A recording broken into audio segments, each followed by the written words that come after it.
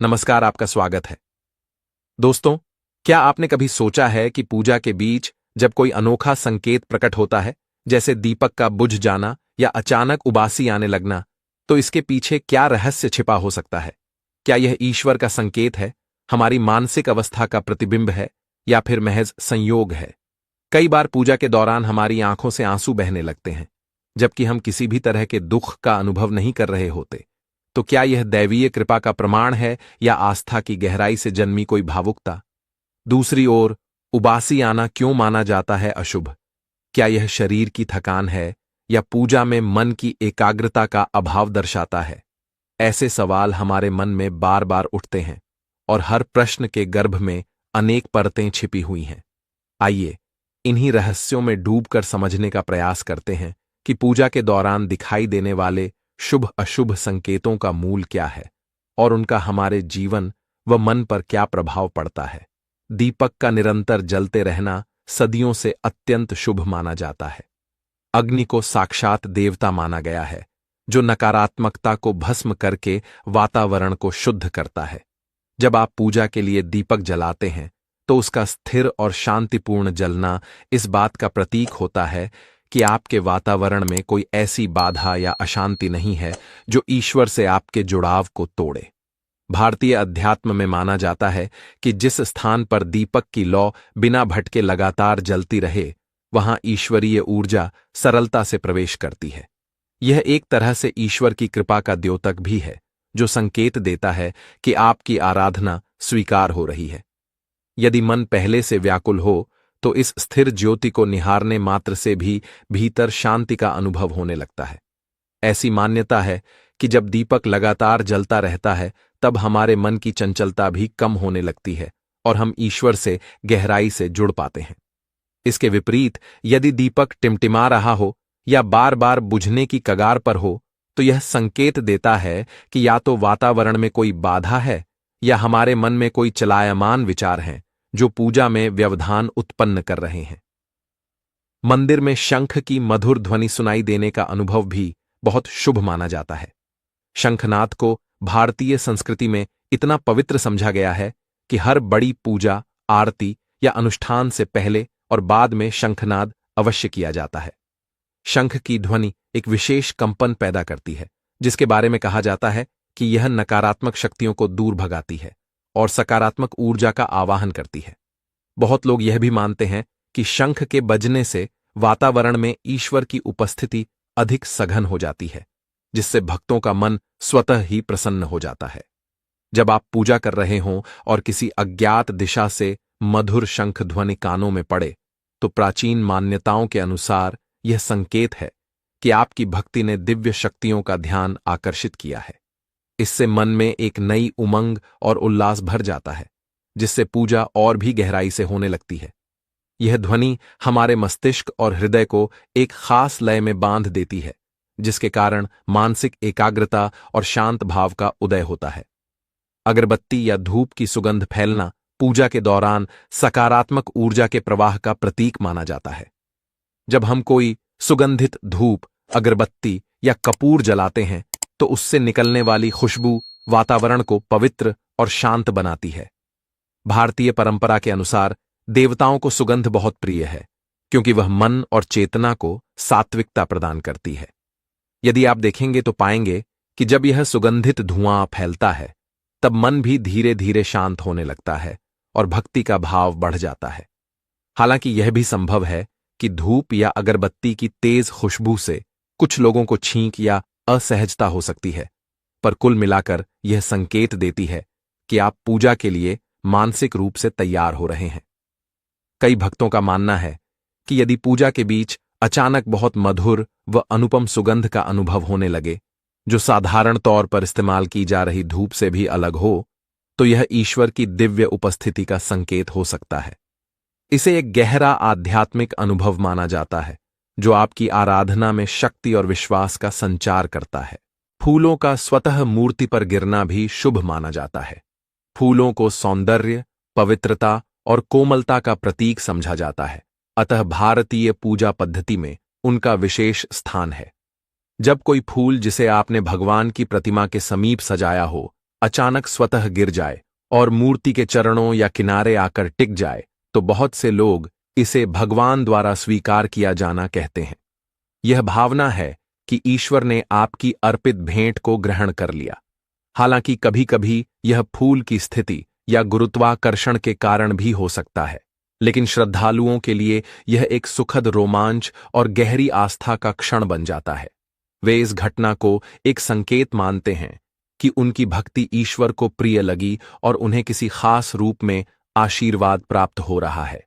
इस घटना से मन में एक अलौकिक सुख और समर्पण का भाव जागृत होता है, जिससे पूजा की एकाग्रता और अधिक बढ़ जाती है। मन में अचानक शांति और प्रसन्नता का अनुभव पूजा का सबसे सरल परंतु सबसे महत्वपूर्ण संकेत है। कई बार हमने देखा होगा कि जब हम भक्ति के चरम पर होते हैं तो मन का शोर स्वतः ही बंद होने लगता है और एक आंतरिक शांति का अनुभव होता है। यह शांति बाहर से आने वाली नहीं होती, बल्कि भीतर से प्रस्फुटित होती है।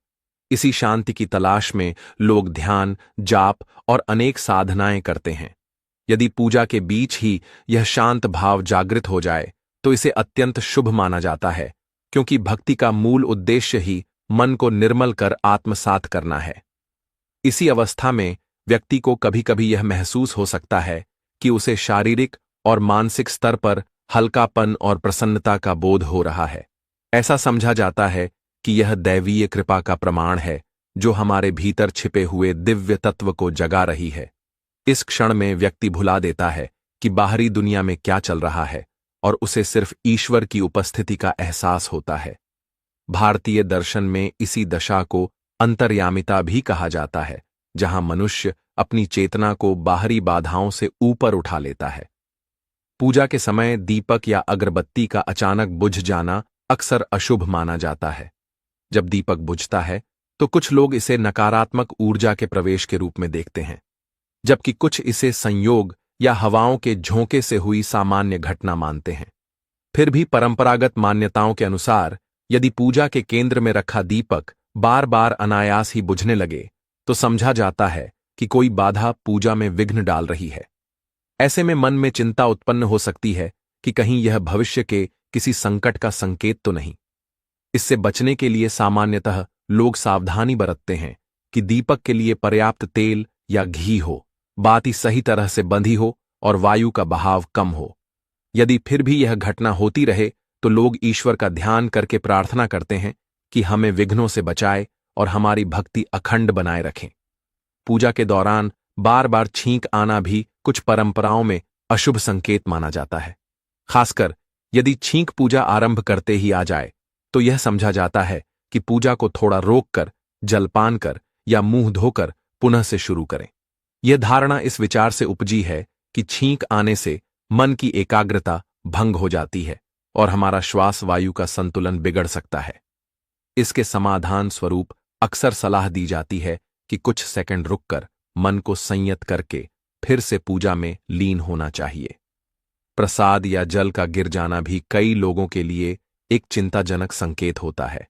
प्रसाद सीधे भगवान को अर्पित किया जाता है, अतः उसका सम्मान किया जाना आवश्यक समझा जाता है। यदि पूजा के दौरान प्रसाद छलक जाए या किसी कारणवश भूमि पर गिर जाए तो कुछ लोग इसे किसी आने वाले विघ्न का सूचक मानते हैं। भारतीय ग्रंथों में यज्ञ या अर्घ्य प्रदान करते समय बार बार अर्घ्य का बिखरना अशुभ बताया गया है। हालांकि एक व्यवहारिक नजरिए से देखें तो यह कभी-कभी असावधानी, जल्दबाजी या हाथ से फिसल जाने के कारण भी हो सकता है। ऐसे में डरने की बजाय हमें सजग होकर पूजा जारी रखनी चाहिए और ईश्वर से प्रार्थना करनी चाहिए कि वे किसी भी प्रकार की अशुद्धि या गलती के लिए क्षमा करें। यह दृष्टिकोण व्यक्ति को नकारात्मक सोच में फंसने से बचाता है और उसे पुनः सकारात्मकता की ओर ले जाता है। माला का टूट जाना, विशेषकर अगर वह जप माला हो, तो इसे भी सामान्यतः अशुभ संकेत माना जाता है। माला सिर्फ गिनती या जाप के लिए नहीं, बल्कि हमारी भक्ति का एक माध्यम होती है। माला की डोर टूट जाना कई बार यह दर्शाता है कि कुछ ऐसा घटित होने वाला है जो हमारी साधना में अवरोध पैदा कर सकता है। कुछ लोग इसे भाग्य का संकेत भी मानते हैं कि किसी परिवर्तन का समय करीब है। हालांकि एक संतुलित दृष्टिकोण से देखें तो यह भी हो सकता है कि माला पुरानी हो या उसका धागा कमजोर हो गया हो। पारंपरिक रूप से माला टूट जाने पर उसे पुनः विधिपूर्वक पिरोकर या नई माला लेकर पूजा को जारी रखने की सलाह दी जाती है। साथ ही भगवान से यह प्रार्थना की जाती है कि भक्ति में कोई विघ्न न आए और मन की एकाग्रता बनी रहे। दीपक का बार बार टिमटिमाना या तेल खत्म हो जाना भी एक ऐसा संकेत है जिसे लोग अनिष्ट की आशंका से जोड़कर देखते हैं। जब दीपक लगातार कंपन के साथ जल रहा हो, उसकी लौ स्थिर न हो रही हो, तो ऐसा कहा जाता है कि या तो हमारे आसपास नकारात्मक ऊर्जा का प्रभाव है या हम अपने मन के द्वंद्व से मुक्त नहीं हो पा रहे हैं। इसी प्रकार यदि पूजा के बीच ही दीपक का तेल जल्द खत्म हो जाए तो कुछ लोग इसे किसी आने वाली परेशानी का संकेत मान लेते हैं। हालांकि व्यावहारिक स्तर पर देखा जाए तो यह शुद्ध रूप से हमारी व्यवस्था और सावधानी पर निर्भर करता है। फिर भी यदि ऐसा 2-3 बार लगातार हो, तब श्रद्धालु लोग ईश्वर से प्रार्थना करते हैं कि उनका मार्ग निष्कंटक रहे। यह एक तरह का अलर्ट भी हो सकता है जो कहता है कि हमें अपनी आस्था के साथ साथ व्यवहारिक तैयारी भी पूरी रखनी चाहिए, जैसे पर्याप्त तेल भरना, दीपक को सही स्थान पर रखना आदि। पूजा करते समय हाथ या कपड़ों का जल जाना भी अशुभ संकेतों की सूची में शामिल है। अग्निदेव की उपासना में एक चूक से होना कई बार यह दर्शाता है कि हमारी एकाग्रता में कमी आ गई है या हम जल्दबाजी कर रहे हैं। कुछ परंपराओं में इसे चेतावनी माना जाता है कि व्यक्ति को सावधान हो जाना चाहिए, क्योंकि यह भक्ति या जीवन के किसी क्षेत्र में त्रुटि या विपत्ति का आगाज हो सकता है। व्यावहारिक रूप से हाथ जलना सिर्फ एक दुर्घटना हो सकती है, परंतु गहन आस्था वाले लोग इसे आध्यात्मिक संदेश की तरह लेते हैं। उन्हें लगता है कि ईश्वर कह रहे हैं, ध्यान दो, सतर्क रहो, मन को भटकने मत दो। ऐसी स्थिति में प्रायः सलाह दी जाती है कि प्राथमिक उपचार करके शांत चित्त से फिर पूजा में लौटें और ईश्वर से प्रार्थना करें कि अगर अनजाने में कोई गलती हुई है तो वह क्षम्य हो। भगवान की मूर्ति या तस्वीर गिर जाना प्राचीन समय से ही एक बड़ा अपशकुन समझा जाता रहा है। माना जाता है कि देव की प्रतिमा का अचानक गिर जाना किसी बड़ी दुर्घटना या अनहोनी का संकेत हो सकता है। कई परिवारों में यदि ऐसा हो जाए तो वे तत्काल शांति पाठ, हवन या प्रायश्चित करते हैं ताकि किसी संभावित संकट को टाला जा सके।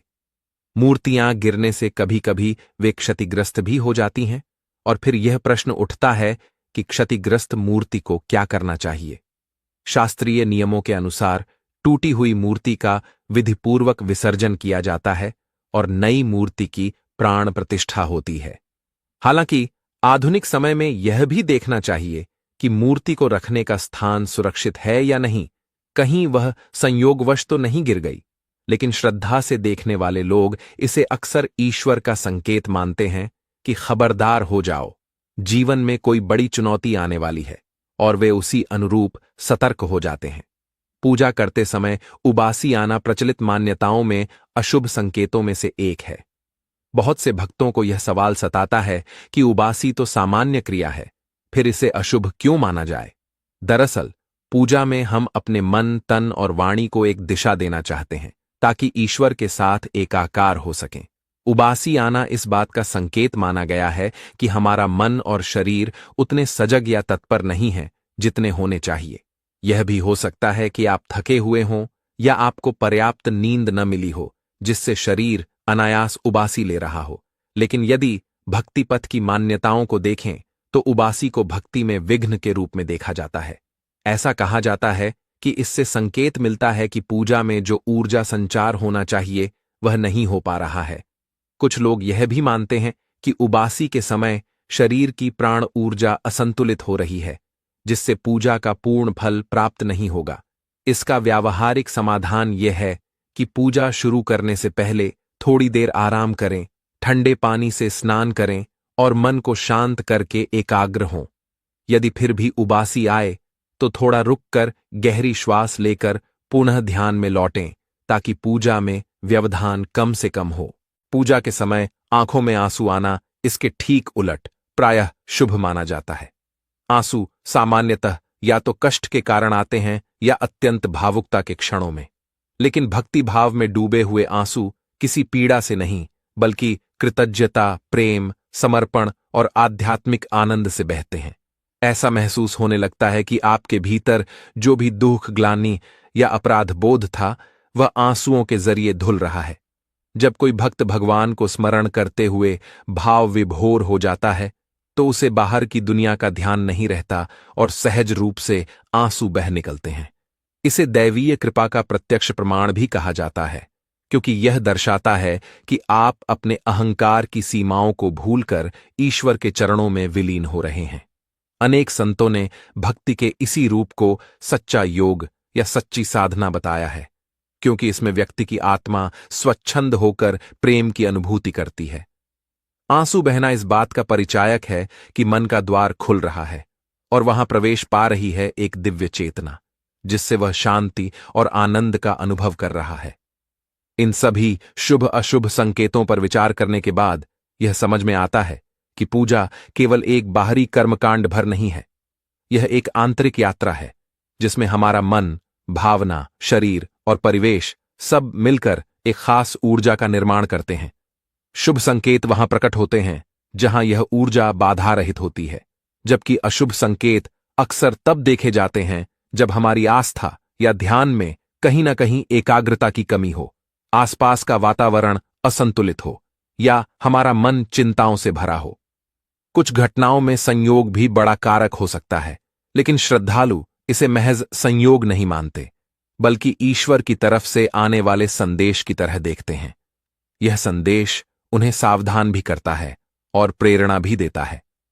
आधुनिक दृष्टि से देखें तो इन संकेतों के पीछे कई बार वैज्ञानिक तत्व भी काम करते हैं। दीपक का बुझना हवा के झोंके या तेल के कम होने से हो सकता है, छींक आना एलर्जी से, हाथ जलना असावधानी से और माला का टूटना उसके धागे की आयु के चलते। लेकिन भारतीय अध्यात्म यह कहता है कि संयोग भी एक प्रकार का दैवीय संयोग हो सकता है, जिससे मनुष्य को किसी न किसी रूप में संकेत मिलता है कि उसके कर्म, भाव या ध्यान में किस तरह का परिवर्तन अपेक्षित है। इसलिए पूजा के दौरान यदि कोई अशुभ घटना हो जाए तो तुरंत डर कर पूजा रोक देना या मन को नकारात्मकता में डुबो लेना उचित नहीं है। इसकी बजाय शांत चित्त होकर ईश्वर को स्मरण करें, उनसे क्षमा याचना करें और मन में संकल्प लें कि अब और अधिक समर्पित होकर और अधिक जागरूक होकर पूजा करेंगे। इसी भावना से व्यक्ति अपनी आस्था को गहराई देने में सफल होता है। पूजा के इन सभी संकेतों का संबंध सिर्फ ईश्वर से नहीं, बल्कि स्वयं से भी है। दीपक जब शांत और स्थिर जलता है तो वह हमारी आत्मा की स्थिरता का प्रतिबिंब बन सकता है। आंसू जब बहते हैं तो वे हमारे हृदय में भरे प्रेम का प्रवाह बन जाते हैं। उबासी जब आती है तो वह हमारी सुस्ती और एकाग्रता के अभाव पर प्रकाश डालती है। इस तरह हर संकेत हमें कुछ न कुछ सिखाता है। यही वजह है कि हमारे आर्षि मुनियों ने इन संकेतों को शुभ अशुभ के फ्रेम में रखा, ताकि साधक इन पर गौर करके अपनी साधना को सुधार सके। साथ ही यह भी आग्रह किया कि संकेतों पर अति भयभीत या अति उत्साहित न हो, क्योंकि अंततः पूजा का सार है मन की पवित्रता और ईश्वर के प्रति निष्काम प्रेम। यदि आप पूजा के समय इन संकेतों को महसूस करें तो उन्हें सहज भाव से स्वीकारें। अशुभ के डर से पीछे न हटें, बल्कि इसे एक अवसर समझें कि शायद ईश्वर आपको सचेत कर रहे हैं या आपका अंतर्मन किसी बदलाव का आह्वान कर रहा है। जब बात उबासी की हो तो थोड़ा रुककर शरीर को विश्राम दें, गहरी सांस लें और दोबारा पूजा में मन लगाएं। आंसू आए तो उन्हें बहने दें, वे दिल को हल्का और निर्मल करने वाले होते हैं। दीपक बार बार बुझ जाए तो जांचें कि कोई व्यावहारिक समस्या तो नहीं। यदि सब ठीक हो और फिर भी ऐसा हो तो ईश्वर से प्रार्थना करें कि आपकी भक्ति में आने वाली बाधा को हटाए। इस तरह हर संकेत को चेतावनी नहीं, बल्कि पाठ माने, जो आपके आंतरिक विकास में सहायक हो सकता है। अंततः पूजा एक ऐसा अनुभव है जहां बाहरी अनुष्ठान और भीतरी भक्ति मिलकर हमें आध्यात्मिक आनंद की ओर ले जाते हैं। शुभ संकेत हमें हौसला देते हैं कि हम सही राह पर हैं, जबकि अशुभ संकेत हमें अधिक चौकस, सावधान और सुधारवादी बनने का मौका देते हैं। यदि हम इन दोनों ही स्थितियों को संभव से स्वीकार करते हैं तो हमारी आस्था की जड़ें गहरी होती जाती हैं। यह रास्ता हमें जीवन में आने वाली कठिनाइयों का सामना करने की शक्ति भी देता है, क्योंकि हम समझने लगते हैं कि हर घटना के पीछे कोई न कोई शिक्षाप्रद रूपांतरण छिपा होता है। यही वह संतुलन है जहां पूजा का वास्तविक अर्थ खुलकर सामने आता है। पूजा का उद्देश्य केवल देवमूर्ति के सामने कुछ विधियां पूरी करना नहीं, बल्कि अपने हृदय को उस परम सत्ता के प्रति समर्पित करना है। जब हम सच्चे मन से परमात्मा को याद करते हैं, तो शुभ संकेत हमें उत्साह से भरते हैं और अशुभ संकेत हमारे भीतर छिपी कमजोरियों को इंगित करके हमें बेहतर बनाते हैं। इस तरह हर घटना एक संदेश बन जाती है, जो अंततः हमें एक ही सत्य की ओर ले जाती है। ईश्वर हमारे भीतर विद्यमान है और पूजा मात्र एक माध्यम है उस भीतर के ईश्वर को जागृत करने का। इस रहस्य से परिपूर्ण संसार में, जहां हर संकेत के पीछे कोई अर्थ छिपा है, हमारी सबसे बड़ी साधना है आस्था, प्रेम और विवेक का समन्वय। यदि हम पूजा को इन्हीं मूल्यों के साथ जीते हैं, तो शुभ अशुभ की सीमाओं से परे जाकर ईश्वर की कृपा का वास्तविक अनुभव कर सकते हैं। आंसू तब केवल पानी की बूंद नहीं रहते, वे प्रेम और परम शांति का प्रस्फुटन बन जाते हैं। उबासी सिर्फ शरीर की थकान नहीं रह जाती, बल्कि मन की सावधानियों की घेरा दृष्टि बन जाती है। और दीपक की लौ हमारे भीतर के प्रकाश की अनुभूति का प्रतीक बन जाती है, जो हर क्षण हमें सचेत करती है कि ज्ञान रूपी प्रकाश कभी बुझने न पाए। यही इस समूचे विषय का सार है। शुभ संकेत हों या अशुभ, दोनों हमारे आत्मिक विकास के लिए समान रूप से आवश्यक हो सकते हैं, यदि हम उन्हें समझने और स्वीकार करने का साहस रखते हैं। तो दोस्तों, उम्मीद है आपको यह जानकारी अच्छी लगी होगी। वीडियो को लाइक जरूर करें और कमेंट में जय श्री कृष्ण अवश्य लिखें। साथ ही चैनल को सब्सक्राइब करें